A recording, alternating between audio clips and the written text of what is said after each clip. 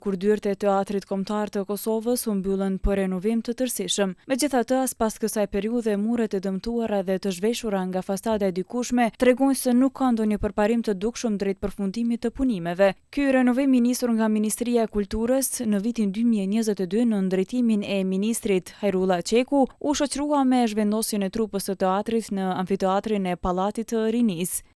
Këtë vit bëhen 80 vjet nga themelimi i këtij institucioni, i cili konsiderohet si shtylla e katërt e një shoqërie. Aktori Adrian Morina thotë se ky jubilej do të duhet të ishte jubilej zije dhe jo feste. Është jubilej i cili do duhet shënojë si jubilej zije edhe jo feste. Ne mund të improvizojmë dhe duket sikur ja po festojmë, kemi të dhjetorin, do bëjmë një monografi në teatr, por gjendja reale është që ne sot nuk kemi teatr kombëtar. Pikë. Teatri kombëtar i Kosovës ekziston vetëm si emër, ndërsa si institucion ai nuk ekziston.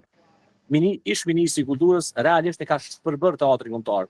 Sipas Morinës, do të duhen edhe 4 vite të tjera për përfundimin e punimeve dhe si pasojë aktorët do ta humbasin primatin e tyre. Edhe më tragjike këtë e bën fakti që në momentin kur ne po flasim, nuk kemi as edhe 4 vite të tjera afër. Pra sigurisht do të kalojnë rreth 8 vite kur ne mbasi do të kthehemi në teatrin kombëtar, në godinën e vjetër të Teatrit Kombëtar të Kosovës. Megjithatë, rolet në teatr kanë një moshë, kanë një kohë. Aktorët kanë rajmin e vet, jo vetëm aktorët, po edhe balerinët e kanë atë pikun e vet të karrierës kur mund të realizojnë role, të cilat i shkojnë moshës së tyre. Dhe imagjinoni sa tragjik është për një artist, për një aktor, për një balerin, kur ti ja humb 10 vjet karrierë. Morina tutje rithekson edhe kushtet jo të përshtatshme në sallën alternative ku Teatri Kombëtar zhvillon shfaqjet dhe provat. Na bën tani më rreth 4 vite që jemi duke improvizuar në një hapësirë e cila nuk ka as kushtet minimale, themi kështu për jetesë, e jo për punë, vetëm po të vini të shihni garderobat se ku ndrohen aktorët e Teatrit Kombëtar të Kosovës. Vetëm vini të shihni hapësirat përcjellse, të shihni hapësirat e punëtorëve, grimorën, garderobën, është shokuese. Edhe regjisori Kastrios Saçipi thotë se kushtet në të cilat punojnë aktorët e Teatrit Kombëtar janë të mjerueshme. Kushtet në cilën punojnë janë mjerueshme, janë problematike edhe për ta, se po duhet presin, nuk e di pse ka shumë ka qatur, po kur kemi bo këtë pyetje, këtë pak ma herë që edhe shpërgjigjen, se ky teatr mund do ta ketë veç konstruktin e tillë, do të jetë një teatr modern, nuk do të jetë si herave të kaluara që thëshin po e rinovojmë teatrin dhe kur shkojmë vetëm se veçësia si kishin du pllaka. Në një përgjigje për Radio Televizionin 21 të marrë nga Ministria e Kulturës, ata kanë thënë se punimet janë aktive, ndërsa do të zgjasin varësisht nga ecuria në terren. Renovimi i Teatrit Kombëtar i Kosovës aktualisht ndodhet në fazë aktive të restaurimit dhe konservimit. Punimet kanë filluar në shtator 2024 dhe po zhvillohen me qasje konservuese.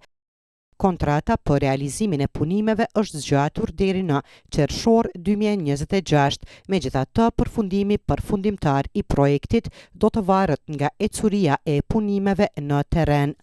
Nga pas lufta deri më tani, objekti i Teatrit Kombëtar të Kosovës është rinovuar disa herë. Rinovimi i parë pas luftës ishte ai i vitit 2000, për të vazhduar më pas në vitet 2004 dhe 2007. Në vitin 2010, në atë që u quajt rinovim, u shpenzuan rreth 150.000 euro, ndërsa një tjetër ndërhyrje u bë edhe në vitin 2015. Në vitin 2022, teatri u mbyll për renovim të tërësishëm, ndërsa trupa u zhvendos në atë që tash quhet Amfiteatri i Teatrit Kombëtar të Kosovës në Pallatin e Rinisë dhe Sportit.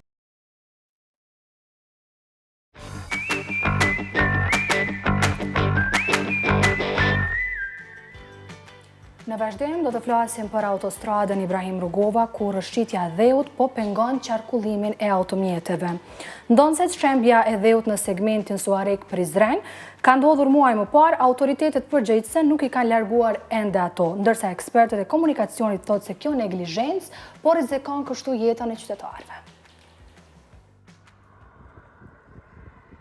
Prania barit në dheun e shembur në autostradë dëshmon papërgjegjësinë e autoriteteve për mirëmbajtjen e autostradës Ibrahim Rugova. Në këtë segment janë regjistruar edhe aksidente me fatalitet për shkak të mospastrimit të kësaj rruge. E pyetur nga Radio-Televizioni 21, Ministria e Infrastrukturës nuk ktheu përgjigje deri në momentin e transmetimit të kësaj kronike. Eksperti i komunikacionit Bekem Ahmeti tha se mirëmbajtja e autostradave është e domosdoshme.